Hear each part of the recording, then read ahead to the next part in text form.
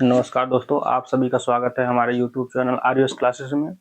तो आज के सेशन में हम लोग पढ़ने वाले हैं बहुत ही इंटरेस्टेड टॉपिक। ये है हम लोगों का new NCERT class 10 new NCERT का प्रश्नावली 1.1।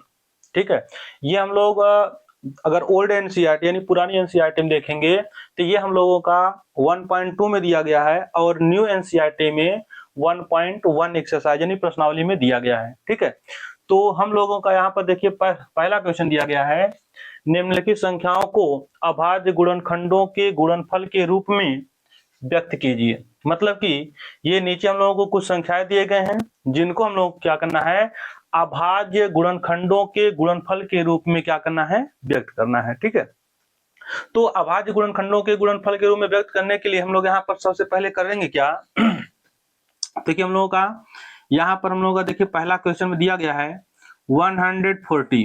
ठीक है, तो पहले हम लोग क्या करते हैं, इसको अभाज्य गुणनखंडों के रूप में पहले हम लोग तोड़ लेते हैं। तो अभाज्य गुणनखंड का मतलब होता क्या है, तो हम लोग यहाँ पर पहले से देख लेते हैं।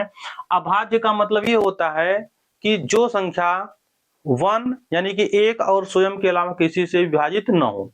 मतलब कि कोई भी ऐसी संख्या जो एक से और वह खुद से के अलावा किसी और से विभाजित नहीं होता है अर्थात नहीं कट रहा है, वो होता है हम लोगों का क्या, अभाज्य संख्या। ठीक है, तो हम लोग अभाज्य हो गया। और ये गुणनखंड का मतलब होता है कि ये जो दी गई संख्याएं होती हैं उनको हम लोगों को क्या करते हैं, ऐसे खंड खंड में उसको हम लोग क्या करते हैं, तोड़ते हैं। ठीक है, यानी गुणा के रूप में उसको हम लोग खंडों में विभाजित करते हैं। ठीक है, तो होता है गुणनखंड।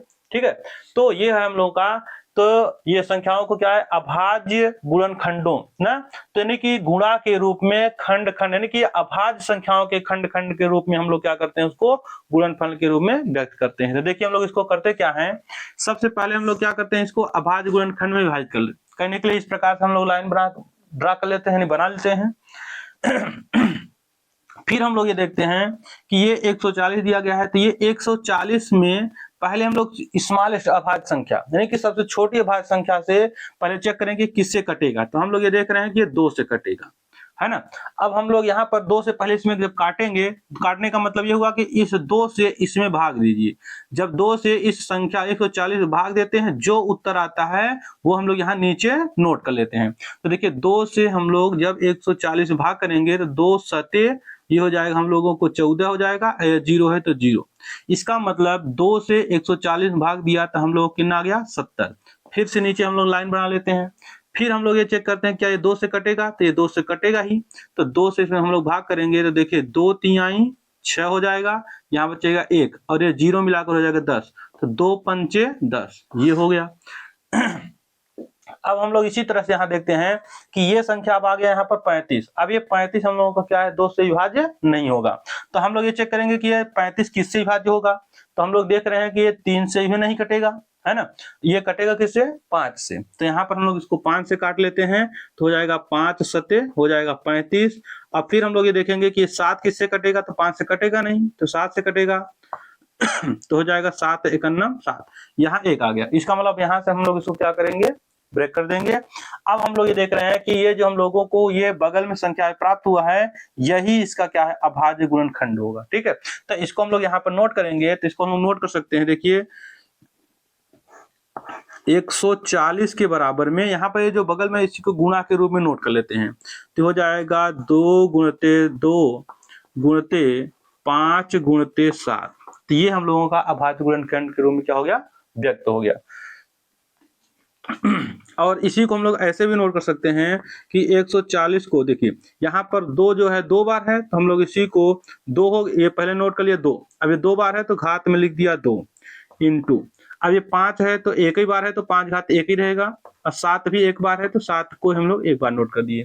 तो ऐसा भी हम लोग इसको क्या करते हैं, अभाज्य गुणनखंड के रूप में व्यक्त कर सकते हैं। ठीक है, तो उम्मीद करते हैं ये आपको समझ में आया होगा। आइए इसी तरह से हम लोग दूसरा क्वेश्चन को भी सॉल्व करते हैं। तो ये अगला क्वेश्चन हम लोग को देखिए दिया गया है 156। अब हम लोग ये देखेंगे 156 को जो है, यहाँ भी इसको भी अभाज्य गुणनखंडों के रूप में विभाजित करेंगे। तो पहले हम लोग ये देखेंगे क्या ये 2 से कटेगा। तो देखिए हम लोगों का इकाई का अंक जो है ये सम है, इसका मतलब ये 2 से कटेगा। तो यहाँ पर 2 से हम लोग काटेंगे। तो 2 से काटने का मतलब ये होता है कि 2 से इसमें भाग करिए ये संख्या में, जो उत्तर आए उसके नीचे लिख लीजिए। तो 2 से 15 में भाग करेंगे तो हो जाएगा 2 सते 14, यहाँ 1 बचेगा, ठीक है। ये 1 और 6 मिला के 16, तो हो जाएगा 2 8 16। फिर 2 से हम लोग इसमें भाग करेंगे तो देखिए हो जाएगा 2 3 6, 1 बचेगा, 18 मिला हो जाएगा ये 8 ना, तो हो जाएगा 2 9 18। अब हम लोग देख रहे हैं कि इसकी इकाई का अंक सम नहीं है, इसका मतलब ये 2 से विभाजित नहीं होगा। तो हम लोगों को ये किससे कटेगा, 3 से। तो यहाँ हो जाएगा 3 एकन्नम 3 और 3 त्रिका 9, यानी कि 13 बार बजाएगा, ठीक है। अब ये हम लोगों को किससे कटेगा, तो 13 से कटेगा। तो 13 एकन्नम 13 हो जाएगा। तो इसका जो अभाज्य गुणनखंड करेंगे हम लोग, तो यहाँ पर हो जाएगा 156 बराबर हम लोग लिख सकते हैं ये, देखिए 2 गुणते, ये जो बगल में आया है ना इसी को हम लोग लिखते हैं। तो ये हो गया 2 गुणते ये वाला 2 गुणते, फिर ये हो जाएगा 3 गुणते में हो जाएगा 13। अब एक तरह से हम लोग इसको और नोट कर सकते हैं, एक तरह से यहाँ पर देखिए 2 को पहले नोट कर लेते हैं। अरे देख रहे हैं 2 बार है तो इसको ऊपर घात के रूप में लिख दिया, गुणित 3 अगर एक ही बार है तो इसको 3 लिख दिया। अगर जैसे 2 बार होता तो घात 2 लगा देते, अगर ये 3 बार रहता तो घात 3 लगा देते, लेकिन एक ही बार है तो एक बार लिखेंगे प्लस इंटू, ये हो जाएगा हम लोगों को 13। तो ये हम लोगों को क्या हो गया, इसका ये इसका अभाज्य गुणनखंड के रूप में ये व्यक्त हो गया, ठीक है। इसी तरह से देखिए हम लोग यहाँ पर क्या करते हैं कि अगला भी सॉल्व करते हैं। तो देखिए हम लोग यहाँ पर तीसरा क्वेश्चन हम लोग को देखिए दिया गया है, ये दिया गया कितना, ये दिया गया है 3825। तो 3825 पहले देखते हैं हम लोग कि ये सबसे छोटी संख्या, छोटी अभाज्य संख्या से किस छोटी अभाज्य संख्या से विभाजित होगा। तो हम लोग ये देख रहे हैं कि इसकी जो इकाई का अंक है ये सम नहीं है, इसका मतलब ये 2 से विभाजित नहीं होगा। तो 2 से विभाजित नहीं होगा तो इसका मतलब और किससे विभाजित होगा, क्या ये 3 से विभाजित होगा कि नहीं। तो 3 से विभाजित, या तो हम लोग इसको भाग करके चेक कर लें बाहर, है ना, या तो हम लोग चेक न भाग करना चाहें तो यहाँ पर हम लोग क्या करें, अंकों को जोड़ लें।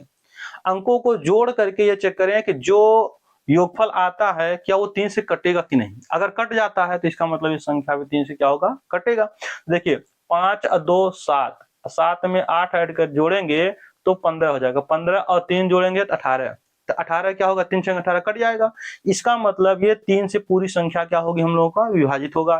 तो हम लोग यहाँ पर 3 से इसे काट लेते हैं, तो हो जाएगा देखिए 3 एकन्नम 3, फिर यहाँ पर 8 मार्क करेंगे तो 3 दूनी 6, बचेगा 2, यहाँ पर 2 2 मिला हो जाएगा 22, है ना। तो 3 सत्ते 21, फिर 1 बचेगा और 1 5, और 5 मिला देंगे 15, 3 पचे 15, यानी कि ये इतना उत्तर आएगा। यानी कि 3825 में जब 3 से भाग करेंगे तो हम लोगों का 1275 आएगा। तो ये नीचे लिख लिया उत्तर को, ठीक है।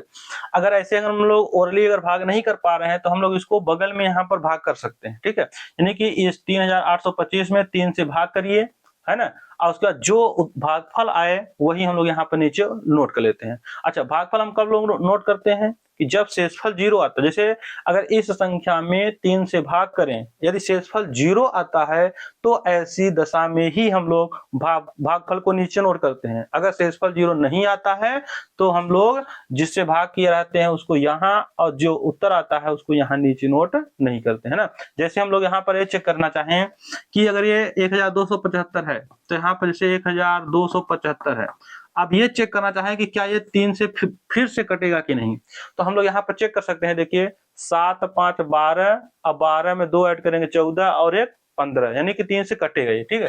तो यहाँ पर हम लोग यहाँ पर भाग करके चेक कर सकते हैं ऐसे भी। तो 3 चौक ये हो जाएगा हम लोगों को 12, यहाँ पर 2 में 2 घटाएंगे 0, यहाँ 1 में घटाएंगे 0, यहाँ पर उतारेंगे 7, तो हो जाएगा 3 दूनी 6, यहाँ पर उतारेंगे तो 1 हो जाएगा, यहाँ हम लोग उतारेंगे 5, तो हो जाएगा 3 5 15। यहाँ हम लोग देख रहे हैं शेषफल 0 आ गया। अगर यह शेषफल 0 आ गया तो इसका मतलब यह हुआ कि जिससे भाग दिए हैं वो यहाँ पर हम लोग बगल नोट करेंगे, जो उत्तर आया है 425 उसको इसी के नीचे नोट करेंगे। अगर यहाँ पर हम लोग ये देखते हैं कि अगर ऐसे भाग करने पर अगर शेषफल 0 नहीं आता है ना, कभी कभी रेयर केस हम लोग 0 नहीं भी आता है, यदि 0 न आता तो इस 3 को बाएं साइड में और ये भागफल जो आया है इसके नीचे हम लोग क्या करते हैं, नोट नहीं करेंगे। ऐसे कंडीशन में हम लोग क्या करते हैं कि तब इसमें 3 से नहीं तब दूसरे अभाज्य संख्या से भाग करके हम लोग चेक करते हैं कि किससे विभाजित होगा। ठीक है, तो चलिए हम लोग यहाँ पर 425 आ गया, तो इसको हम लोग फिर से चेक करते हैं क्या ये पुनः 3 से कटेगा। तो देखिए 4 और 2 6 अच्छा 5 11, यानी कि 11 जो इसके अंकों को जोड़ने पर 11 आ रहा है, तो 11 जो है 3 से नहीं कटेगा। इसका मतलब ये संख्या भी 3 से विभाजित नहीं होगा। ठीक है, तो ये हम लोगों का तो विभाजित किससे होगा, चलिए 5 से, तो 5 से कट जाएगा क्योंकि इकाई का अंक 5 है, तो 5 से काटेंगे। तो देखिए हम लोग ऐसे भाग करके यहाँ पुनः चेक कर सकते हैं, है ना। तो हम लोग क्या करते हैं, यहाँ बार बार भाग नहीं दे करके हम लोग ओरली कर लेते हैं। अगर ओरल करने में अगर आप लोगों को दिक्कत होता है तो ऐसे भाग करके आप लोग कर सकते हैं। ठीक है, तो आइए हम लोग यहाँ पर ऐसे करते हैं। तो 5 से 42 भाग करेंगे तो 5 8 हो जाएगा 40, फिर यहाँ 2 बचा रहेगा, तो ये 2 और 5 मिलाकर 25 हो जाएगा। 5 50 25, इसका मतलब 425 में 5 से भाग करेंगे तो आएगा 85। पुनः हम लोग 85 में भाग करेंगे अगर, तो देखिए हो जाएगा 5 51 5, फिर यहाँ पर बचेगा कितना, 3 बचा रहेगा, 3 और 5 मिला के 35 हो जाएगा, तो 5 7 35 हो जाएगा।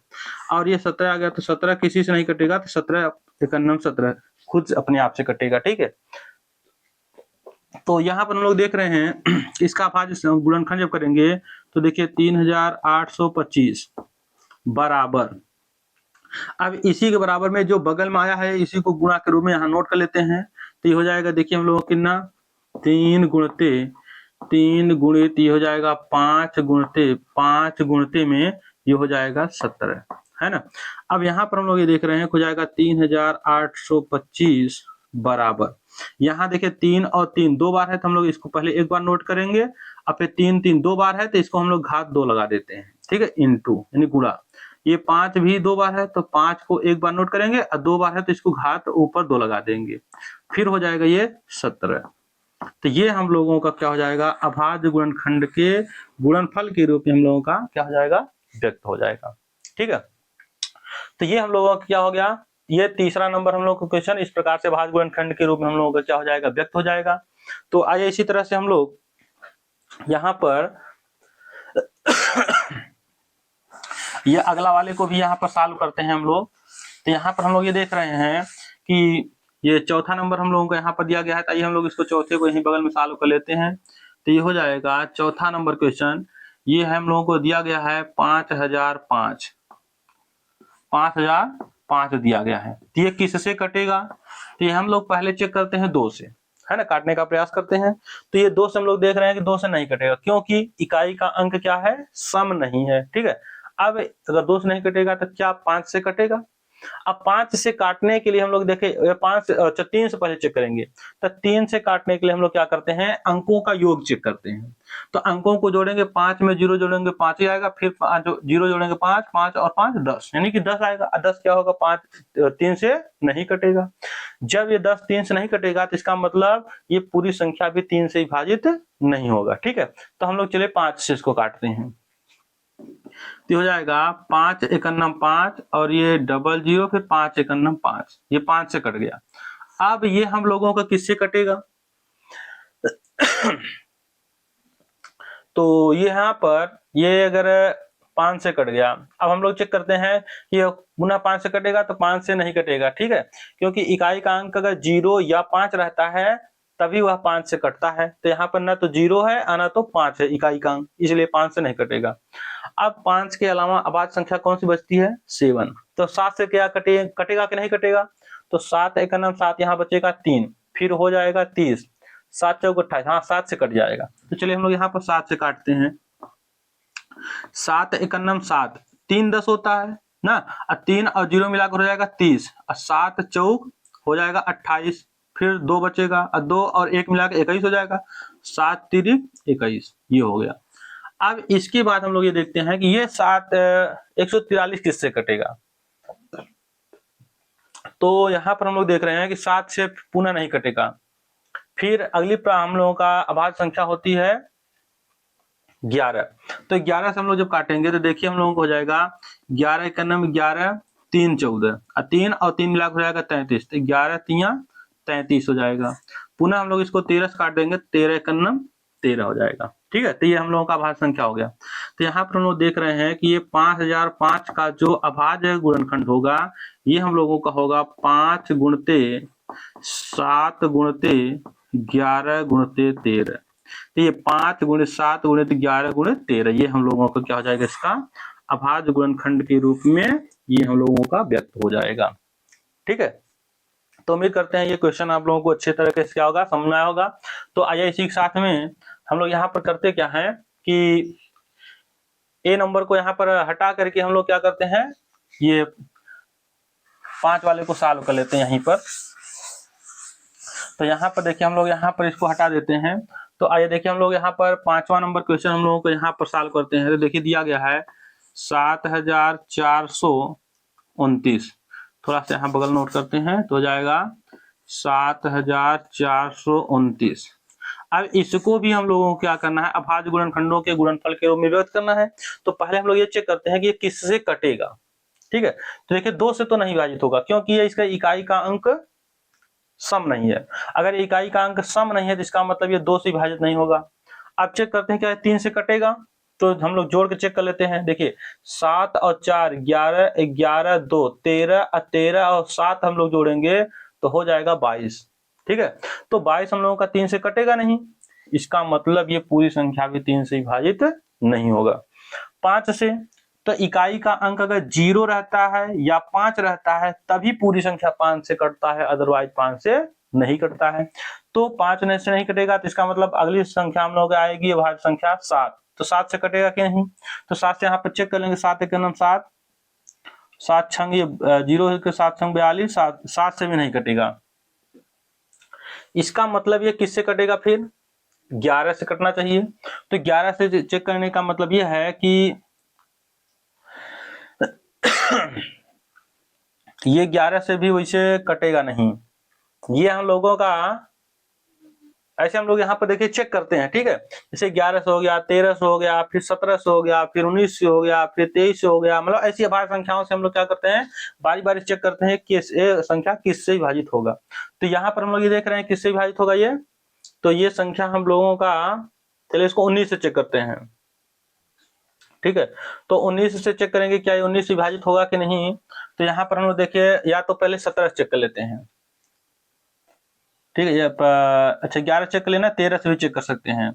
तो हो जाएगा 13 25 65 9 13 91, 13 से नहीं कटेगा। और 13 से न कटने का मतलब हम लोग 17 चेक कर सकते हैं। तो देखिए हम लोग अगर ओरली चेक कर पा रहे हैं तो ठीक है, अगर ओरली नहीं चेक कर पा रहे हैं, मान लीजिए जैसे अगर आपको प्रॉब्लम होता है तो हम लोग यहाँ पर क्या करते हैं, भाग करके भी चेक कर लेते हैं। ठीक है, तो यहाँ पर आज हम देखिए भाग करके कैसे चेक करते हैं। तो मान लीजिए हम लोग यहाँ 17 चेक कर रहे हैं, है ना। जैसे 7429 में 17 से भाग करेंगे तो कितना जाएगा जी, 17 चौकों हो जाएगा 68। तो 14 में से 8 घटाएंगे तो हो जाएगा हम लोग कितना 6। यहाँ पे 6 में 6 घटाएंगे तो 0 हो जाएगा क्योंकि यहाँ से दे दिया। यहाँ पर बचेगा हम लोगों का 2, तो हो जाएगा 17 3 51। यहाँ पर हम लोग कितना जाएगा 1 और यहाँ पर आ जाएगा 1, फिर यहाँ उतारेंगे 9, तो 17 7 119। देखिए यहाँ पर 17 7 119 कट गया, 17 7 हम लोग का हो जाएगा 119, ये 0 हो गया। इसका मतलब ये 17 से कट जाएगा। तो 17 देखिए हम लोग इसमें भाग दिए तो ये शेषफल 0 आ गया। इसका मतलब ये जिससे भाग दिए हैं इसको हम लोग यहाँ पर लेफ्ट साइड में बगल नोट करते हैं।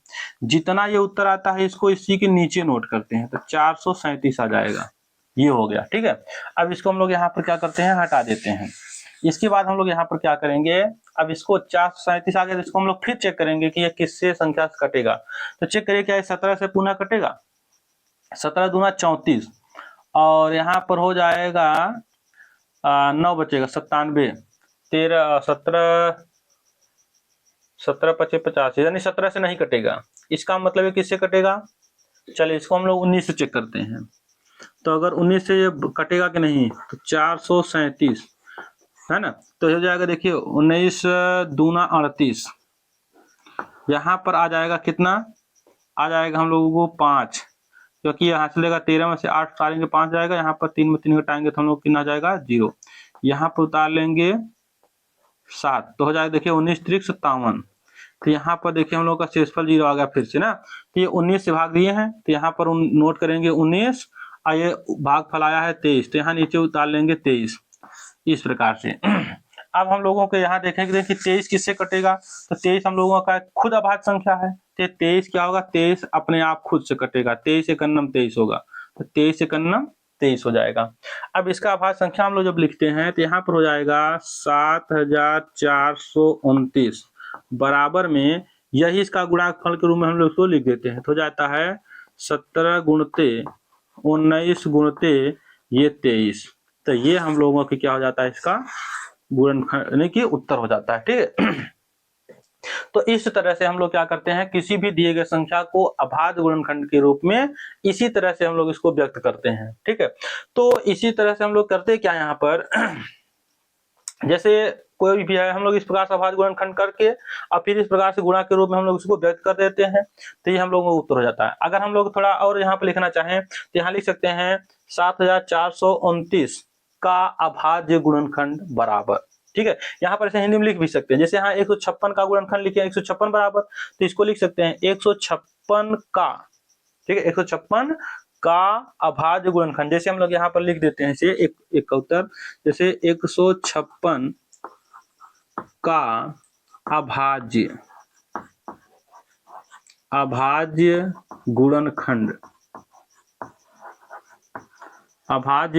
गुणनखंड बराबर।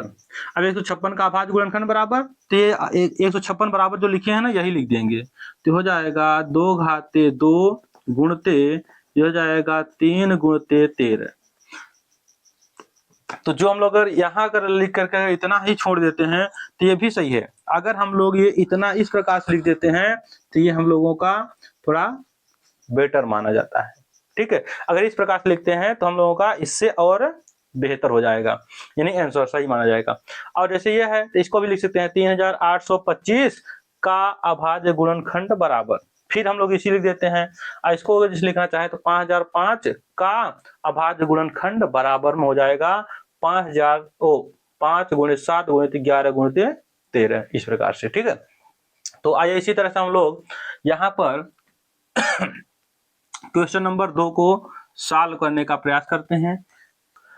पूर्णांकों के निम्नलिखित युग्मों के एचसीएफ और एलसीएम ज्ञात कीजिए तथा जांच कीजिए कि दो संख्याओं का गुणनफल बराबर एचसीएफ इंटू एलसीएम है। ठीक है। तो यहाँ पर पूर्णांकों के जो है नीचे कुछ युग्म दिए गए हैं जिनका हम लोग क्या करना है, एचसीएफ और एलसीएम ज्ञात करना है तथा फिर इसकी क्या करना है, जांच करना है कि दो संख्याओं का गुणनफल, यानी दोनों संख्याओं का जो गुणनफल है वह एचसीएफ और एलसीएम के गुणनफल के क्या है, बराबर है। तो आइए हम लोग यहाँ पर चेक करते हैं। तो देखिए पहले हम लोग इसका एचसीएफ करते हैं, तो एचसीएफ ज्ञात करने के लिए पहले हम लोग इसका क्या करते हैं, अभाज्य गुणनखंड कर लेते हैं। ठीक है। तो अभाज्य गुणनखंड का मतलब यह है जैसे भी हम लोग कर रहे थे, तो पहले इसका अभाज्य गुणनखंड करेंगे। देखिए तो 2 13 26 हो जाएगा, फिर हो जाएगा 13 एकन्नम 13। इसी तरह से हम लोग यहाँ पर 91 का निकालेंगे, तो यहाँ पर हम लोग देख रहे हैं कि 7 से काटेंगे 7 एकन्नम 7, 7 3 21, यानी कि हो जाएगा 13 आ जाएगा, फिर हो जाएगा 13 एकन्नम 13। अब ये हम लोग का अभाज्य गुणनखंड हो गया। अब इसको हम लोग लिखते हैं क्या, 26 बराबर, तो हो जाएगा 2 गुणते 13, फिर ऐसे ही 91 बराबर लिखेंगे तो यहाँ पर हम लोग का हो जाएगा 7 गुणते 13। ये हो गया। अब लाइन ऐसे बनाकर हम लोग यहाँ पे लिखते हैं क्या, एचसीएफ। देखिए एचसीएफ बराबर निकालते हैं। एचसीएफ जब हम लोग निकालते हैं तो हम ये देखते हैं कि जो दो संख्याएं दिए गए होते हैं या 3 संख्या 4 संख्या जो भी दिए गए होते हैं, इसमें हम लोग अभाज्य गुणनखंड करने के बाद क्या करते हैं, पहले दोनों में या तीनों में जो भी संख्या दिए गए होते हैं, जैसे अगर एक और दिया गया होता है तो 3 होता है तो 3 में हम लोग चेक करते हैं। ठीक है। यानी कि तब देखते हैं तीनों में कौन कौन सा हम लोगों का अभाज्य गुणनखंड क्या है, कॉमन है। अगर 2 है तो 2 में हम लोग चेक करेंगे कि दोनों में कौन कौन से ऐसी संख्याएं हैं जो कॉमन है। तो यहाँ पर हम लोग देख रहे हैं कि ये 13 हम लोग क्या है, दोनों में मिल रहा है, तो 13 नोट कर लिया। अब और देखिए कोई मिल रहा है, अगर कोई और मिलता है तो गुणा के रूप में लिख करके हम लोग उसको भी नोट कर लेते, लेकिन नहीं मिल रहा है, इसका मतलब ये हम लोगों का एचसीएफ ये 13 हो गया। अब इसी तरह से हम लोग क्या करेंगे, यहाँ एलसीएम निकालेंगे। तो जब एलसीएम निकालते हैं तो हम लोग यहाँ पर ध्यान देते हैं कि जो जो कॉमन मिलता रहता है उसको नोट कर लेते हैं, फिर जो नहीं मिलता है उसको भी नोट कर लेते हैं। जैसे 2 है इसमें है इसमें नहीं है तो इसका मतलब ये भी नोट कर लेंगे। जैसे यहाँ 7 है इसमें इसमें नहीं है तो इसको भी नोट कर लेंगे। यानी कि जो पहले मिलेगा उसको मिलाकर हम लोग एक बार नोट करते हैं, जो नहीं मिलता है उसको भी नोट कर लेते हैं। जैसे यहाँ एक बार 13 इसमें भी एक बार इसमें है तो दोनों को मिलाकर एक एक बार है तो एक बार नोट कर लिया। अब इसमें 2 एक ही बार था ना तो इसको नोट कर लिया। ये 7 एक ही में था दूसरे में नहीं था फिर भी इसको नोट कर लिया एलसीएम के लिए। ठीक है, एचसीएफ के लिए क्या करते हैं, जो दोनों में मिलता रहता है वही नोट करते हैं। और जो एलसीएम में क्या होता है, जो मिलता है वो नोट करते हैं, जो नहीं मिलता है वो नोट कर लेते हैं। अब यहाँ पर हम लोग इसका गुणा कर देते हैं। तो जब हम लोग एलसीएम में इसका जब गुणा करेंगे तो देखिए यहाँ पर हो जाएगा, देखिए कितना 7 दूनी 14 और 14 का 13 में गुणा करेंगे तो 14 त्रिक हो जाएगा 42 का 2, 14 का 9 14 4 हो जाएगा 14 4 18 यानी कि 182 हो जाएगा हम लोगों का एलसीएम। ये हम लोगों का एचसीएफ आ गया, ये हो गया एलसीएम। अब हम लोगों को क्या करना है, जांच। अब हम लोग जांच कैसे करेंगे तो देखिए हम लोग यहाँ पर बगल नोट इसको सॉल्व कर रहे हैं जांच करने के लिए। तो जांच हम लोग क्या करते हैं, देखिए दो संख्याओं का गुणनफल। तो पहले हम लोग जो दिया गया है टर्म वो लिख लेते हैं। ठीक है, तो यहाँ नोट कर लेते हैं दो संख्याओं का गुणनफल, दो संख्याओं का गुणनफल। ये हो गया दो संख्याओं का गुणनफल बराबर हो जाएगा HCF इंटू में LCM। अब हम लोग देखते हैं कि जो दोनों संख्याएं दिए गए हैं उनका गुणनफल करते हैं।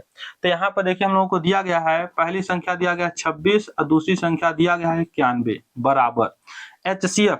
तो यहाँ पर हम लोग देख रहे हैं HCF हम लोग कितना आया है, ये आया है 13 गुणित एलसीएम। तो एलसीएम देख रहे हैं हम लोग 182 आया है, तो यहाँ पर 182 कर दिया।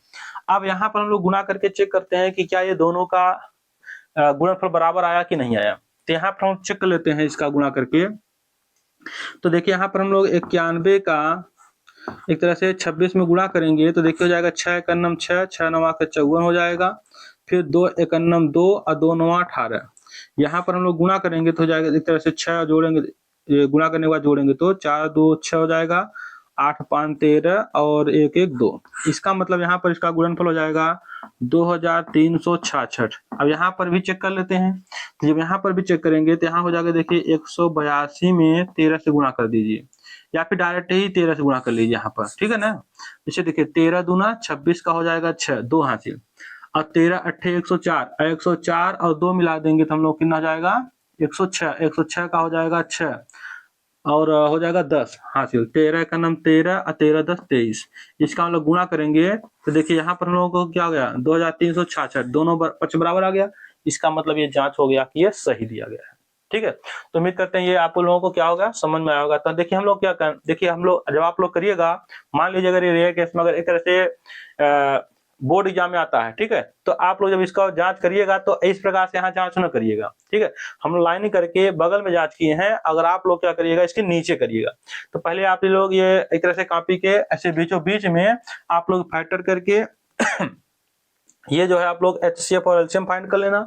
इसी के नीचे ही जो है इसको सॉल्व करना। अगर नीचे मान लीजिए पेज फुल हो जाता है तो आप लोग पेज को चेंज करके नेक्स्ट पेज में सॉल्व करेंगे। ठीक है, तो आइए इसी तरह से हम लोग जो है ये तो हम लोगों का पहला हो गया। आइए इसी तरह से हम लोग क्या करते हैं दूसरे को सॉल्व करते हैं।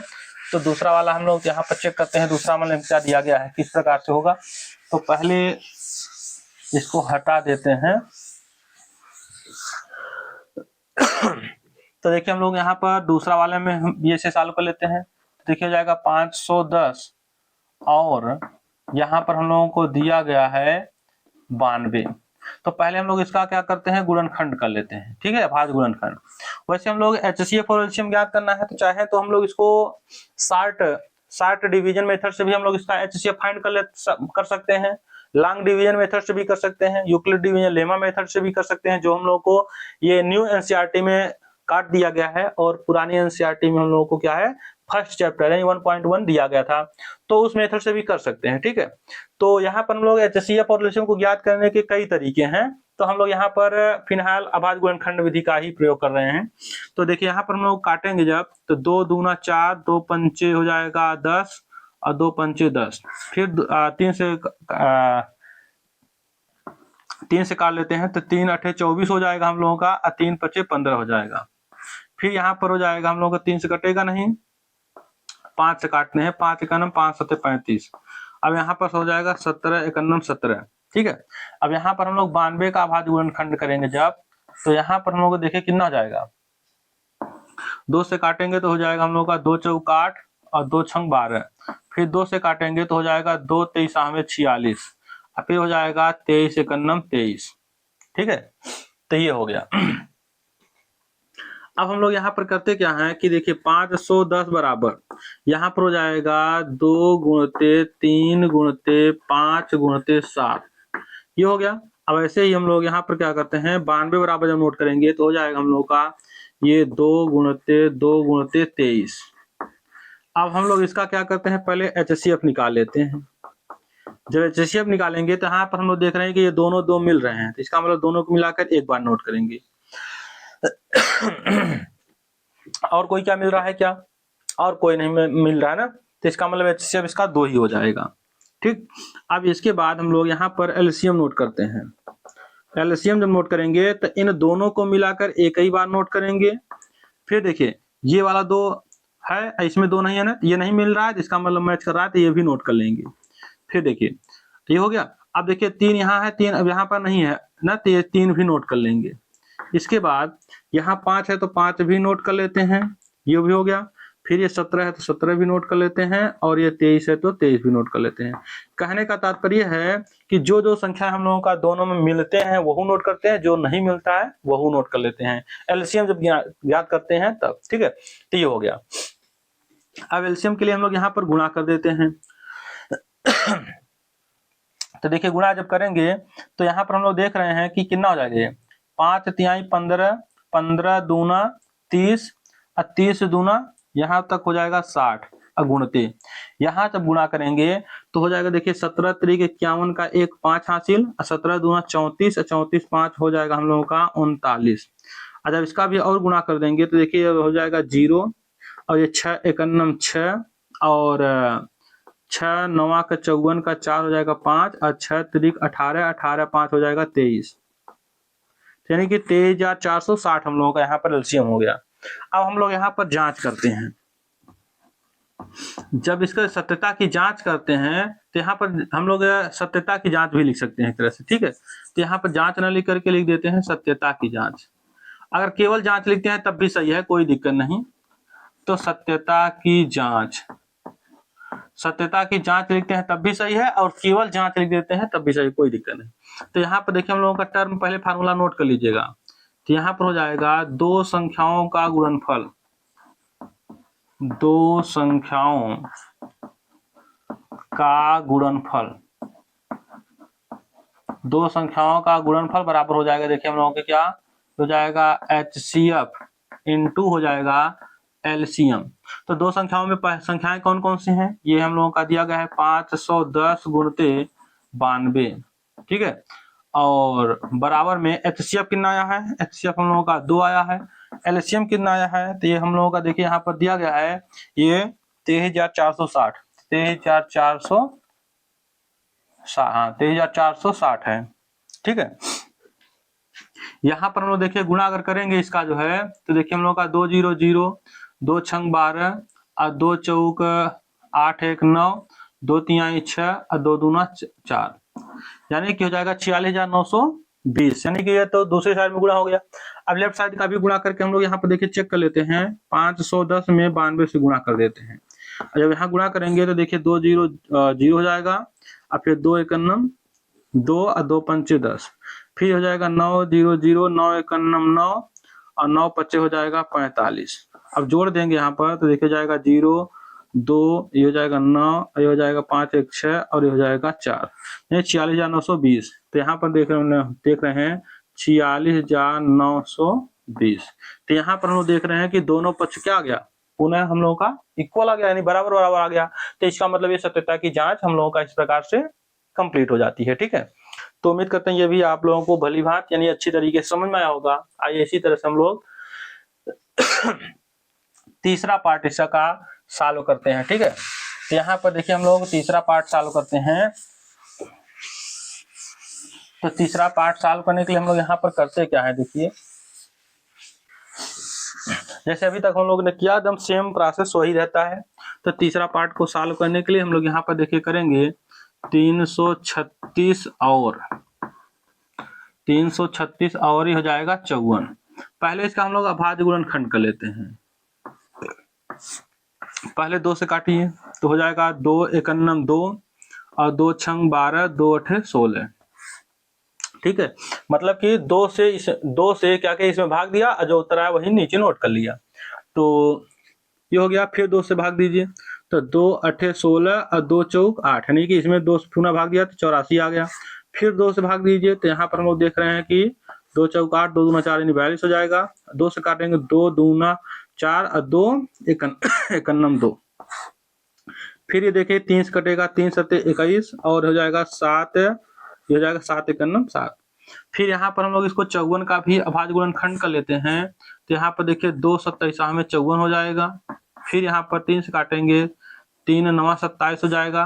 फिर 3 एकन्नम 3 और 3 53 हो जाएगा। फिर 3 एकन्नम 3 हो जाएगा। ठीक है, अब देखिए हम लोग इसका अभाज्य गुणनखंड कर लिए। अब इसका हम लोग पहले एलसीएम और एचसीएफ निकालते हैं।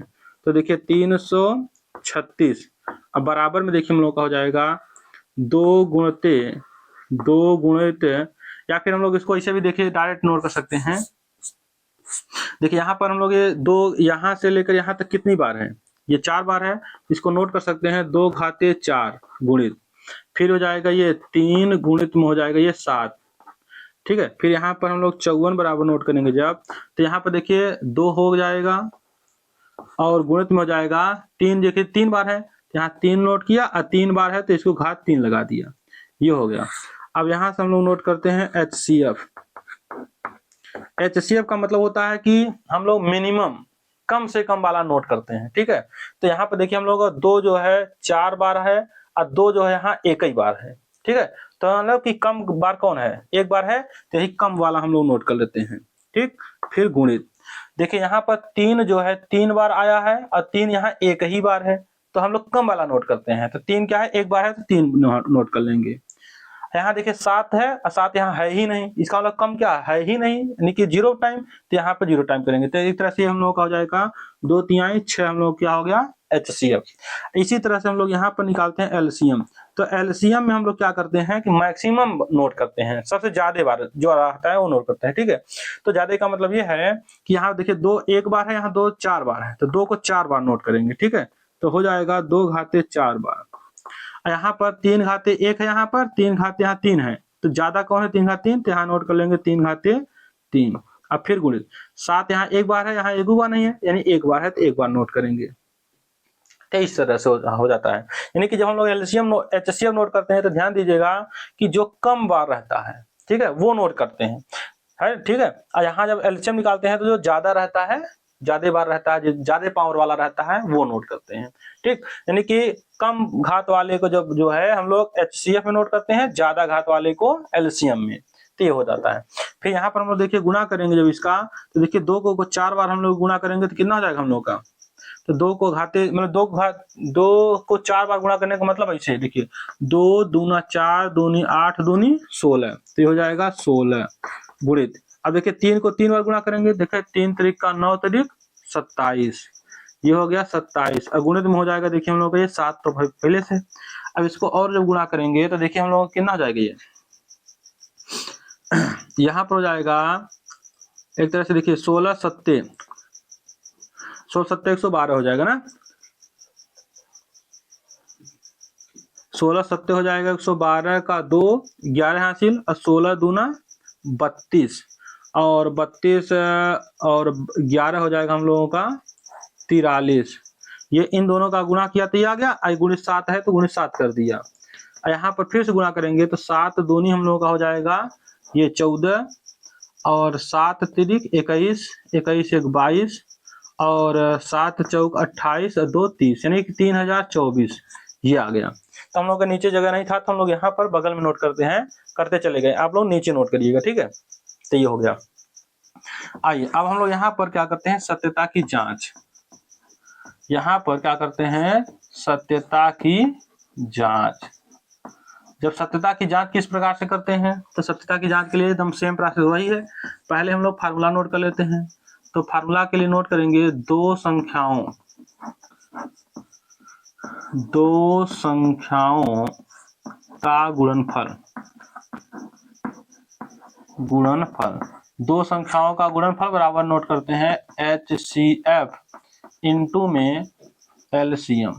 तो यहाँ पर हम लोगों का हो जाएगा, देखिए दो संख्याओं का गुणनफल, संख्या हम लोग को क्या दिया गया है, ये दिया गया है 336 गुणित में हो जाएगा 54 बराबर, ये हम लोग का HCF कितना आया है, तो HCF हम लोग का आया है, देखिए यहाँ पर 6 आया है, ये अगुणित हो जाएगा LCM, तो LCM हम लोग का यहाँ पर देखिए आया 3024 आया है, तो हो जाएगा 3024 ये, ठीक है। तो ये हो गया, देखिए यहाँ पर HCF हम लोग 6 आया था, LCM 3024 आया, तो यहाँ पर हम लोग लिख लिए। अब इसको हम लोग यहाँ पर गुणा कर देते हैं, 6 चौका 24 का हो जाएगा 4, 2 हासिल, 6 दूना 12, 2 14, 1 हासिल, अच्छा 0 0 और 1 जोड़ेंगे तो 1 हो जाएगा, अच्छा तरीक 18, इसका मतलब 18,144 हो जाएगा हम लोगों का, ठीक।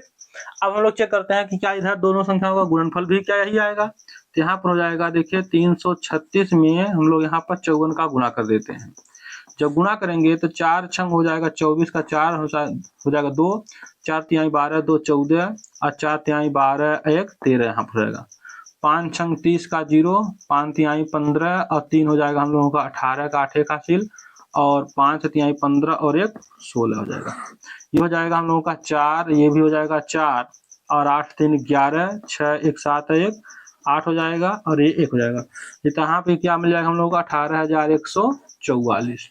तो यहाँ पर हम लोग देख रहे हैं कि क्या दोनों पक्ष यानी कि संख्याओं का गुणनफल और HCF और LCM का गुणनफल देखिए हम लोग का दोनों सेम हो गया, इसका मतलब ये सत्यता की जांच हम लोगों को क्या हो गया।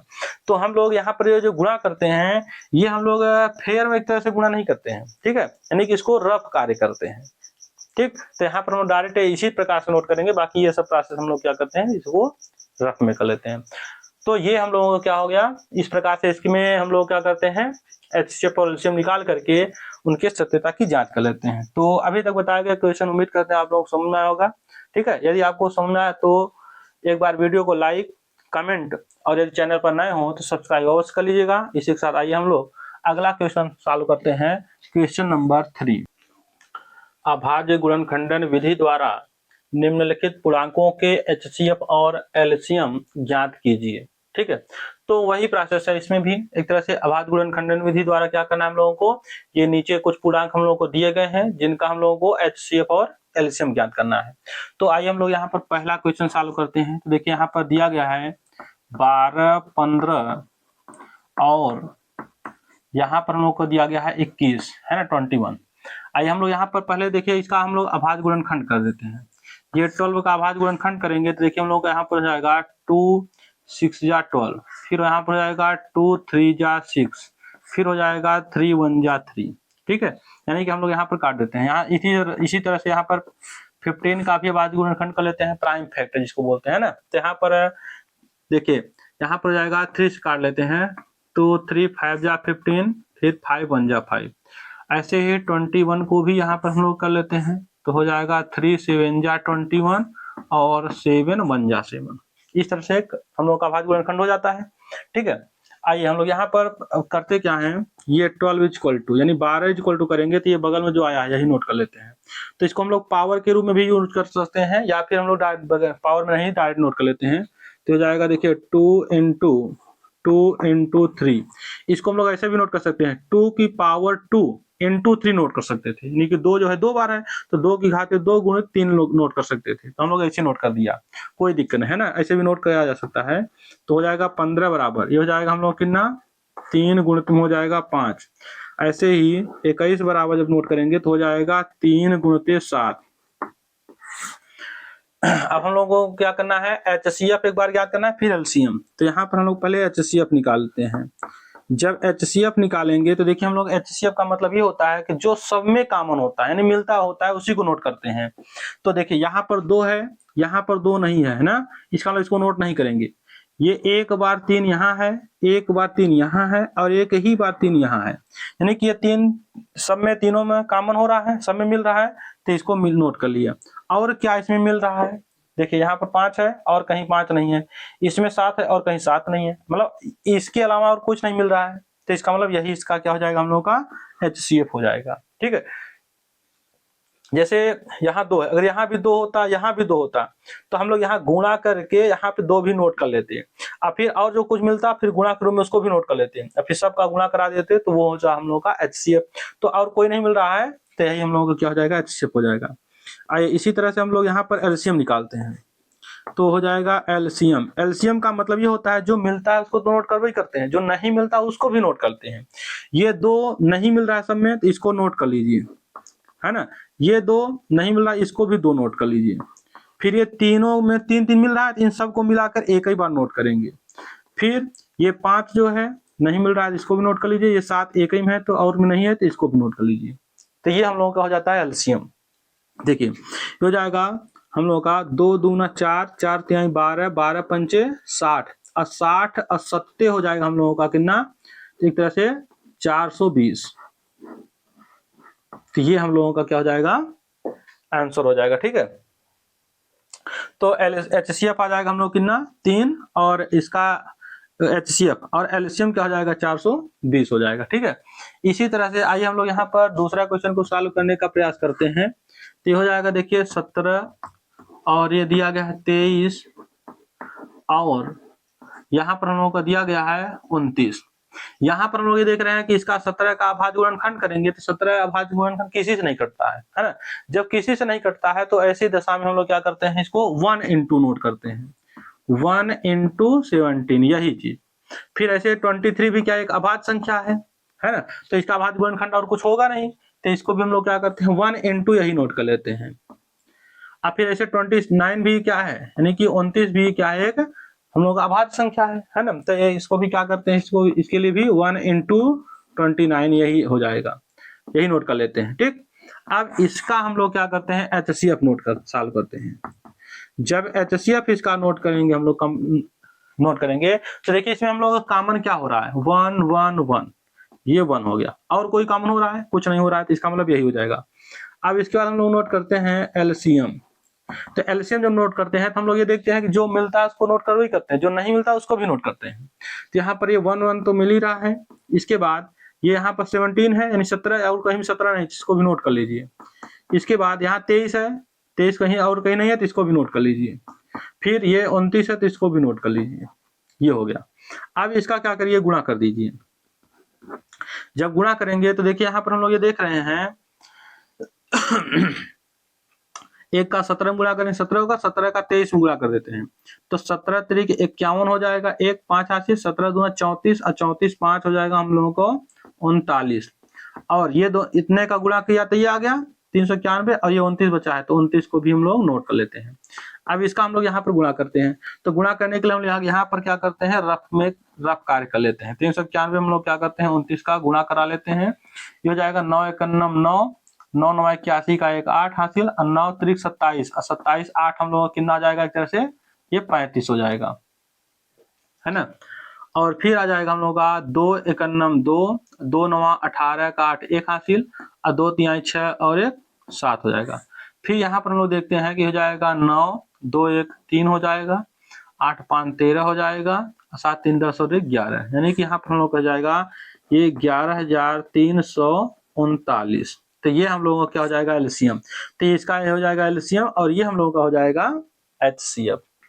तो उम्मीद करते हैं ये भी क्वेश्चन आप लोगों को अच्छे तरह से समझ में आया होगा। तो आइए इसी तरह से हम लोग नेक्स्ट क्वेश्चन है कि इसी का तीसरा पार्ट सॉल्व करते हैं। तीसरा पार्ट को सॉल्व करने के लिए हम लोग करते हैं क्या है, पहले पार्ट को यहाँ से पहले हटा देते हैं, ठीक है। तो तीसरा पार्ट यहाँ से हटा देते हैं पहले। तो देखिए यहाँ पर इसको हम लोग रेज कर देते हैं, यहाँ से हटा रहे हैं इसको, तो यहाँ से हम लोग इसको हटाएंगे पहले। तो इसको यहाँ पर हम लोग हटा देते हैं, तो ये हो जाएगा हम लोगों का तीसरा पार्ट। तीसरा पार्ट में देखिए दिया गया हम लोग कितना 8 9 और 25। तो यहाँ पर हम लोग पहले 8 का फैक्टर कर लेते हैं, तो हो जाएगा देखिए 2 चौक 8, यानी फिर 2 काटेंगे तो 2 दूना 4, फिर काटेंगे तो 2 91 2, है ना। फिर ऐसे 9 का भी फैक्टर कर लेते हैं, तो हो जाएगा 3 तिरिक्का 9, फिर हो जाएगा 3 91 3। फिर ऐसे 25 का भी हम लोग गुणनखंड कर लेते हैं, तो यहाँ पर आ जाएगा हम लोग कितना, एक तरह से 5 50 25, फिर यहाँ पर हो जाएगा 5 91 5। आइए देखिए यहाँ पर हम लोग ये देख रहे हैं कि यहाँ पर 5 5 है, यहाँ 3 3 है, यहाँ पर 2 2 2 है ना, यानी कि यहाँ पर कोई का मैच नहीं कर रहा है। इसका मतलब हम लोग इसका क्या करते हैं, जो नोट करेंगे तो हो जाएगा, देखिए 8 बराबर में हो जाएगा ये 2 गुणते 2। अब इसी तरह से यहाँ पर 9 को जब गुणनखंड करेंगे तो हो जाएगा हम लोग कितना, 3 गुणते 3। फिर ऐसे हम लोग 25 का गुणनखंड करेंगे तो हो जाएगा हम लोगों को कितना, 5 गुणते 5। अब इसका हम लोग HCF निकालते हैं। तो जब HCF निकालते हैं तो HCF में हम लोग करते क्या है, यहाँ पर पहले तुलना करते हैं कि पहले किसमें सब में कौन कॉमन है। यहाँ 2 है और कहीं 2 है ही नहीं, इसमें 3 है और किसी में 3 नहीं है, इसमें 5 है और किसी में 5 नहीं, इसका मतलब कुछ नहीं मैच कर रहा है। इसका मतलब जब कुछ नहीं मैच करता है तो ऐसी दशा में हम लोग के क्या होता है, HCF 1 होता है। और 1 अगर ऐसे ना देखें तो हम लोग यहाँ पर 1 into भी नोट कर सकते हैं एक तरह से।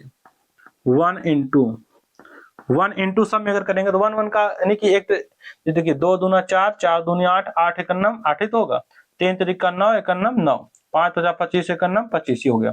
तो ऐसे ही हम लोग यहाँ पर एक देखिए यहाँ पर सब में कॉमन क्या हो जाएगा, 1।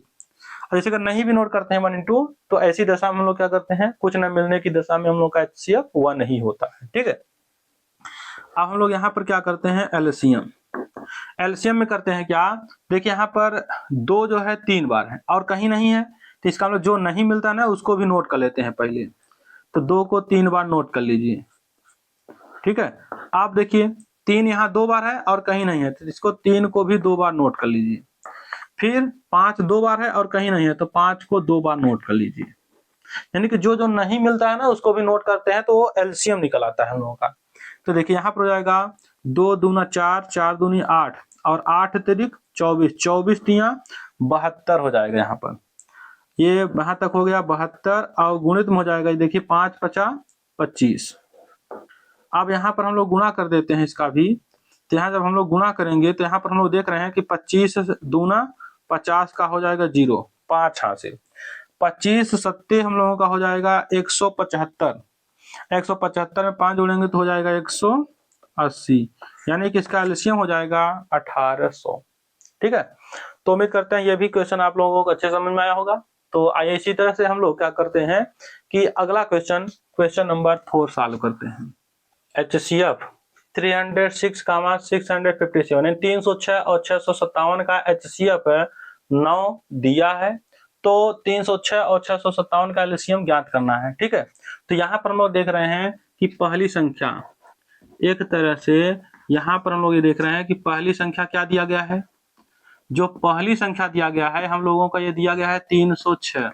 ठीक है, और इसी तरह से हम लोगों का ये दूसरी संख्या, तो दूसरी संख्या हम लोगों को क्या दिया गया है, तो दूसरी संख्या दिया गया है ये हम लोगों का है 657।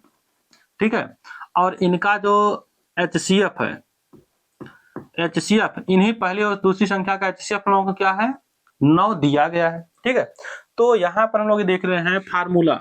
अभी जो हम लोग सत्यता की जांच करते थे उसमें हम लोग फार्मूला क्या लिखते थे, यहाँ पर हम लोग देखते थे कि दो संख्याओं का गुणनफल, दो संख्याओं का गुणनफल, जो दो संख्याओं का गुणनफल होता है ये हम लोगों को क्या होता है, HCF और LCM के गुणनफल के बराबर होता है ना। तो यहाँ पर हम लोग यही फार्मूला लगाते हैं। तो देखिए दोनों संख्याओं का गुणनफल का मतलब हो जाएगा 306 गुणिते 657। अब बराबर में देखिए HCF का मान हम लोगों का दिया गया है 9 और LCM को देखिए हम लोग यहाँ पर क्या करना है, ज्ञात करना है। तो LCM का मान नहीं दिया है तो इसको LCM ही रहने देते हैं। ठीक है, अब यहाँ पर हम लोग देख रहे हैं कि हो जाएगा हम लोग कितना, ये हो जाएगा 306 गुणिते 657। ये 9 यहाँ पर देखिए गुणा में है, इधर हम लोग बाएं साइड भेजेंगे तो ये हो जाएगा भाग में, और यहाँ पर क्या हो जाएगा हम लोगों को LCM आ जाएगा। ठीक है, अब इसको हम लोग क्या करते हैं, काट देते हैं। जब ना इसको काटेंगे तो हम लोग ये देखते हैं कि कितना हो जाएगा, ये 9 एकन्नम 9, इसको काटेंगे तो हो जाएगा 9 सत्ते 63, यहाँ से 2 बचेगा 27, 9 तिरिक 27 यानी 73 आ जाएगा। यहाँ पर हम लोग देख रहे हैं कि ये LCM को इधर इस तरह नोट कर लेते हैं तो हो जाएगा LCM बराबर हो जाएगा ये 306 गुणित हो जाएगा 73, अपान में आएगा यहाँ पर 1, अपान 1 को नोट नहीं किया जाता है। अब देखिए यहाँ पर हम लोग को क्या हो जाएगा एलसीएम, तो ये एलसीएम बराबर जब सॉल्व करेंगे नोट करेंगे तो यहाँ पर देखिए हम लोग को इसका क्या हो जाएगा, इसका पहले हम लोग गुणा कर लेते हैं। तो यहाँ पर देखिए हम लोग गुणा हो जाएगा ये 306 और 73,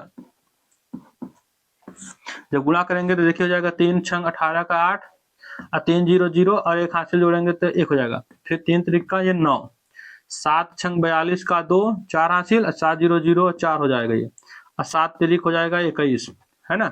अब यहाँ पर देखिए हो जाएगा 8 2 1 3 7 4 11 और 1 1 हो जाएगा 2, यहाँ हो जाएगा 2। इसका मतलब हम लोग का कि इसका एलसीएम कितना आ जाएगा, एक तरह से ये हो जाएगा 22,138। तो ये हम लोगों का क्या हो जाएगा, इसका एलसीएम हो जाएगा। ठीक है, तो उम्मीद करते हैं ये भी क्वेश्चन आप लोगों को भली भांति यानी अच्छी तरह से समझ में आया होगा। आइए इसी तरह से हम लोग अगला क्वेश्चन नंबर 5 को सॉल्व करते हैं। ठीक है, जांच कीजिए कि क्या किसी प्राकृतिक संख्या n के लिए संख्या 6 पावर n अंक 0 पर समाप्त हो सकती है। मतलब यहाँ पे ये जांच करना है कि प्राकृतिक संख्या n यानी कि n का मतलब है कि कोई भी प्राकृतिक संख्या अगर रखा जाए, ठीक है, n के स्थान पर, तो क्या 6 पावर n जो है क्या अंक 0 पर समाप्त हो सकता है ना। तो देखिए यहाँ पर ये हम लोग बताना है कि 6 पावर n जो है यानी कि n के स्थान पर कोई भी प्राकृतिक संख्या अगर रखा जाए तो क्या ये 6 पावर n जो है 0 पर समाप्त हो सकता है।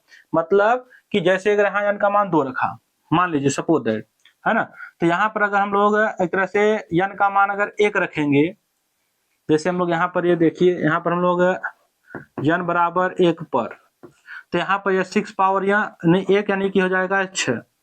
ऐसे ही n बराबर 2 पर, तो यहाँ पर हो जाएगा 6 पावर 2, इसका मतलब 6 को 2 बार मल्टीप्लाई फॉर्म में नोट करेंगे, हो जाएगा 6 6 जा 36, है ना। अब ऐसे ही n बराबर 3 पर, तो हो जाएगा 6 पावर 3, इसका मतलब 6 इंटू 6 इंटू 6, इसका मतलब 6 छंग 36, छक्का हो जाएगा 216। इसी तरह से मतलब कि n यानी कि यहाँ बोला ना कि n प्राकृतिक संख्या n के लिए मतलब ये n का मान जो है हम लोग 1 2 3 4 5 6 7 8 मतलब इसी बारी बारी से कुछ भी रखा जाए, मतलब प्राकृतिक संख्या के क्या कोई ऐसा मान अगर बारी बारी से रखेंगे तो क्या किसी मान के लिए यह जो है 0 पर समाप्त हो सकता है। 0 पर समाप्त होने का मतलब है क्या इसके इकाई का अंक कहीं पर क्या 0 आ सकता है ना। तो यही हम लोगों को क्या करना है यहाँ पर बताना है। तो देखिए यहाँ पर हम लोगों को ये तो हम लोग यहाँ पर एग्जाम्पल यहाँ पर समझ रहे थे कि ये क्या इस प्रकार से होगा, तो हम लोग यहाँ पर इसको करना नहीं है ऐसे। अब देखिए हम लोग यहाँ पर ये देखते हैं कि कोई भी संख्या 0 पर समाप्त कब होता है ना, यानी कि किसी भी संख्या का इकाई का अंक 0 कब होता है, जब वह क्या होता है 10 से विभाजित होता है। ठीक है, यानी 10 से विभाजित होने का मतलब यह है कि वो उसके अभाज्य गुणनखंड में 2 और 5 अवश्य आना चाहिए। जब किसी भी संख्या के अभाज्य गुणनखंड में 2 और 5 आता है, ठीक है, तो वह संख्या क्या होता है 10 से विभाज्य होता है, और 10 से विभाजित प्रत्येक संख्याएं क्या होते हैं 0 पर समाप्त होते हैं। तो ऐसी दशा में हम लोग देखते हैं कि क्या इस संख्या का अभाज्य गुणनखंड करते हैं और देखते हैं क्या उसके अभाज्य गुणनखंड में 2 और 5 आता है या नहीं। ठीक है, अगर 2 और 5 दोनों आएगा तो वह 0 पर समाप्त होगा, अदरवाइज 0 पर समाप्त नहीं होगा। तो यहाँ पर हम लोग करते क्या है 6 पावर n का अभाज्य गुणनखंड, अभाज्य गुणनखंड, तो यहाँ पर जब 6 पावर n का अभाज्य गुणनखंड करेंगे तो यहाँ पर हम देख रहे हैं कि 6 का अभाज्य गुणनखंड होता है 2 घात गुणित 3, ये 2 गुणित 3 हो जाता है, घात में n है तो घात n लगा देते हैं। अब यहाँ पर हम लोग घात का अंदर गुणा करेंगे, देखिए यहाँ पर पावर 1 हो जाएगा, यहाँ भी पावर 1 है, तो यहाँ पर n का अंदर गुणा करेंगे तो हो जाएगा 2 की पावर n इंटू यहाँ पर हो जाएगा 3 की पावर n, एक अन्नम हो जाएगा n।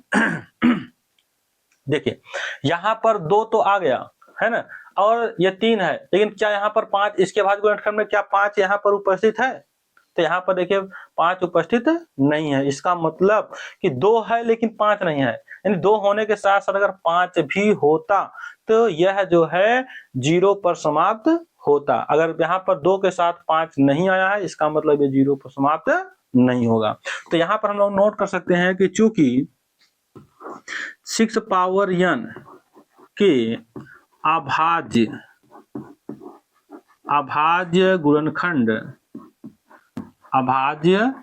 गुणनखंड में, है ना, 2 उपस्थित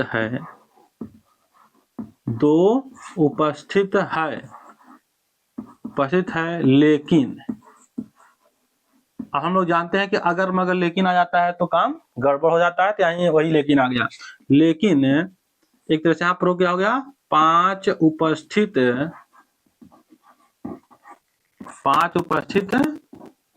नहीं है ना, 5 उपस्थित नहीं है।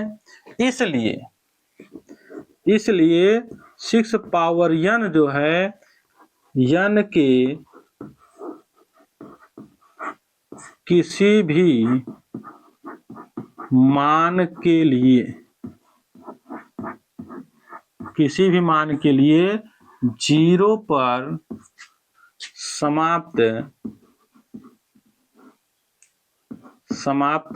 नहीं होगा, है ना। यानी कि किसी भी संख्या के अगर भाज्य गुणनखंड में 2 और 5 दोनों अगर रहता है तो वह 0 पर समाप्त होता है, अदरवाइज 0 पर समाप्त नहीं होता है। तो यहाँ पर भी नहीं है, इसका मतलब ये भी जो है, यानी कि किसी भी प्राकृतिक संख्या के मान के लिए, यानी कि यहाँ पर एक तरह से हम लोग बोल सकते थे यहाँ पर कि किसी भी प्राकृतिक संख्या के लिए, ठीक है, यहाँ किसी भी मान के लिए, जैसे कर दिए यहाँ किसी भी प्राकृतिक मान के लिए हो जाना चाहिए था। अगर किसी मान के लिए कर दे तब भी सही है, और किसी भी प्राकृतिक मान के लिए या प्राकृतिक संख्या के लिए तो तब भी सही होता, ठीक है। तो ऐसा भी नोट कर सकते हैं। तो उम्मीद करते हैं ये भी क्वेश्चन आप लोगों को अच्छी तरह से समझ में आया होगा, ठीक है। यदि समझ में आया है तो एक बार वीडियो को लाइक और कमेंट करके एक बार अवश्य बताइएगा कि आप लोगों को ये बताए हुए क्वेश्चन आपको कैसा लगा। इसी के साथ साथ यदि चैनल पर नए हो तो आप लोग इसको सब्सक्राइब अवश्य कर लीजिएगा, जिससे आपको आने वाले सभी वीडियो का नोटिफिकेशन आपको सबसे पहले मिलता रहे। आइए इसी के साथ हम लोग यहाँ पर अगला क्वेश्चन 6 को सॉल्व करते हैं। व्याख्या कीजिए कि 7 × 11 × 13 + 13 और 7 × 6 × 5 × 4 × 3 × 2 × 1 + 5 भाज्य संख्याएं क्यों हैं, ठीक है। तो यहाँ पर हम लोगों को व्याख्या करना है कि ये संख्याएं भाज्य क्यों हैं, इसका वजह क्या है, ठीक है। तो आइए हम लोग यहाँ पर देखते हैं कि पहला क्वेश्चन देखिए दिया गया है 7 × 11 ये 13 + 13, यहाँ पर भाज्य क्यों है। अच्छा, हम लोग यहाँ पर देखते हैं कि भाज्य संख्या क्यों भाज्य होती क्या है।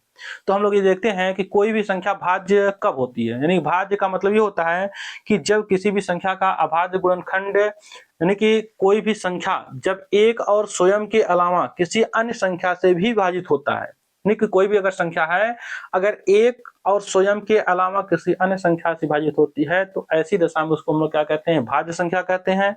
और ऐसी संख्या जो एक और स्वयं के अलावा किसी और से विभाजित नहीं होता है उसे हम लोग क्या कहते हैं, अभाज्य संख्या।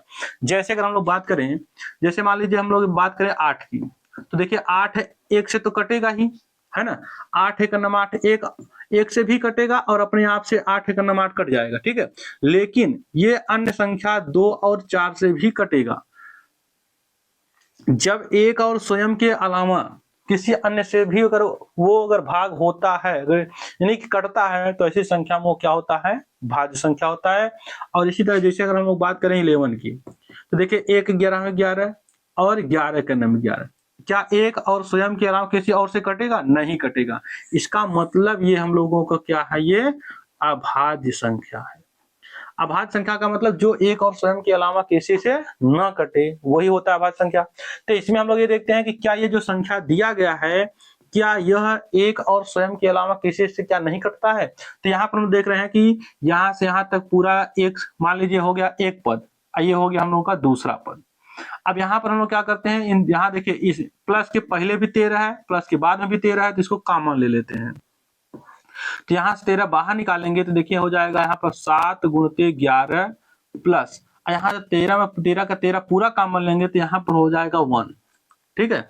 अब हम लोग ये देख रहे हैं कि यहाँ पर ये हम लोगों का देखिए हो जाएगा 13 और यहाँ पर गुणित, देखिए 11 सत्ते 77 और में 1 जोड़ेंगे तो हो जाएगा 78। यहाँ पर हम लोग देख रहे हैं कि ये हम लोगों का 13 गुणते ये हो जाएगा हम लोग कितना 13 छंग 78 होता है, तो हो जाएगा 13 गुणते 6, इसको लिख सकते हैं, है ना। तो यहाँ पर हम लोग देख रहे हैं कि ये जो भी संख्या है इसको गुणा करने पर आएगा वह 1 से और स्वयं से तो कटेगा ही, यानी 1 से तो सभी संख्याएं कटता है और स्वयं से भी सभी संख्याएं कटता है। आइए गुणा के रूप में देखिए 13 भी आ गया और 6 भी आ गया, यानी कि 6 का मतलब 6 को लिख सकते हैं 2 गुणित 3, है ना। तो इसका मतलब ये संख्या 2 से भी कटेगा, 3 से भी कटेगा और 13 से भी कटेगा, है ना। और एक तरह से कई संख्याओं से कटेगा, यानी 1 और स्वयं के अलावा और भी संख्याओं से ये विभाजित होगा, अर्थात इसका मतलब ये हुआ कि ये संख्या इसके लिए भाज्य है, ठीक है। तो यहाँ पर हम लोग लिख सकते हैं कि ये हो जाएगा 7 गुणते 11 गुणते ये 13 प्लस 13, ये क्या है कि एक और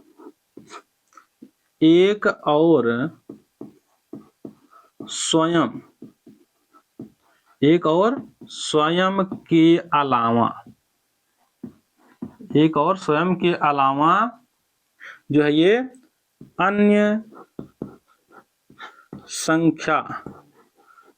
संख्या से भी विभाज्य है,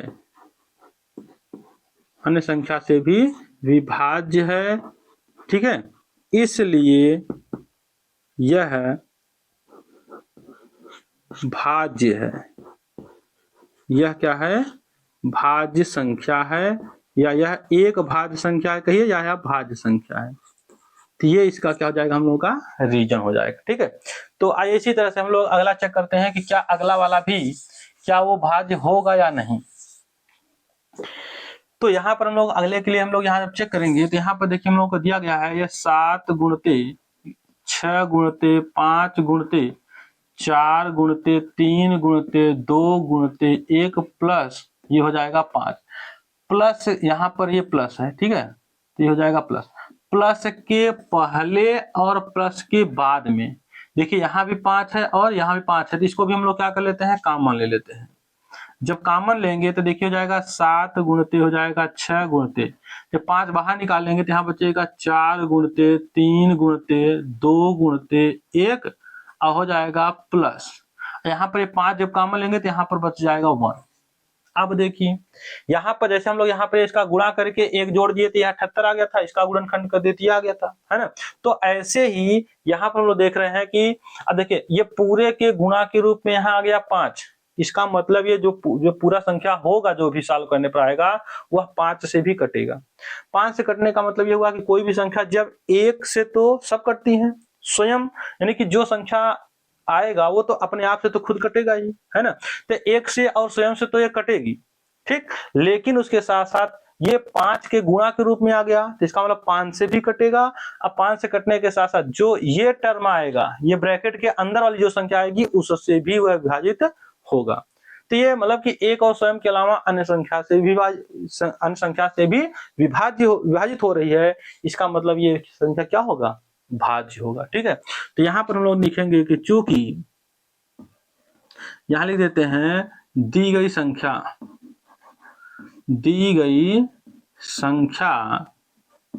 ठीक है, एक और यहाँ पे लिख सकते हैं एक और स्वयं के अलावा अन्य संख्या से भी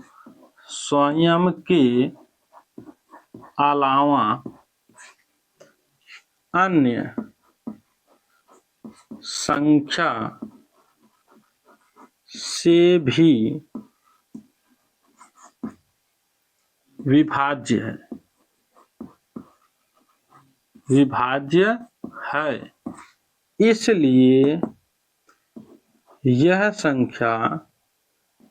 इसलिए यह संख्या क्या होगी भाज्य होगी।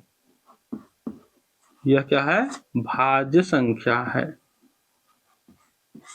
भाज्य संख्या है। ये इसका क्या हो जाएगा रीजन हो जाएगा, ठीक है।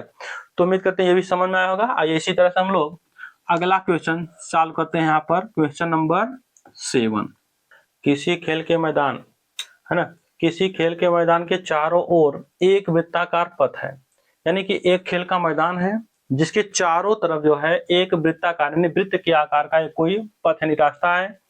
इस मैदान का एक चक्कर लगाने में सोनिया को 18 मिनट लगते हैं, ठीक है, जबकि इसी मैदान का एक चक्कर लगाने में रवि को 12 मिनट लगते हैं। मान लीजिए वे दोनों एक ही स्थान और एक ही समय पर चलना प्रारंभ करके एक ही दिशा में चलते हैं। कितने समय बाद वे पुनः प्रारंभिक स्थान पर मिलेंगे, ठीक है। तो जब भी इस प्रकार के सवाल हम लोगों को आता है तो ऐसी दशा में हम लोग क्या करते हैं, उन जो भी समय दिए गए हैं, 2 लोग, 3 लोग, 4 लोग या 5 लोग जो भी दिए गए होते हैं, तो उन सभी का हम लोग क्या करते हैं, एलसीएम फाइंड करते हैं। एलसीएम जो आता है उतने समय के पश्चात ही वह पुनः एक स्थान पर मिलते हैं। जैसे हम लोगों को यहाँ पर देखिए सोनिया को लगता है कितना, तो यहाँ पर हम लोग ये देख रहे हैं कि सोनिया को लगता है 18 मिनट, है ना, यहाँ पर। और रवि को हम लोग यहाँ पर देख रहे हैं कितना लग रहा है, 12 मिनट, ठीक है, 12 मिनट लग रहा है। इसका मतलब क्या हुआ कि देखिए सोनिया को एक चक्कर लगाने में 18 मिनट लगता है और रवि को एक चक्कर लगाने में 12 मिनट लगता है, ठीक है। जब एक ही स्थान से, ठीक है, और एक ही दिशा में एक साथ चलना प्रारंभ करते हैं तो पुनः वो कितने मिनट के पश्चात या कितने समय के पश्चात वो पुनः एक साथ वहीं पर मिलेंगे।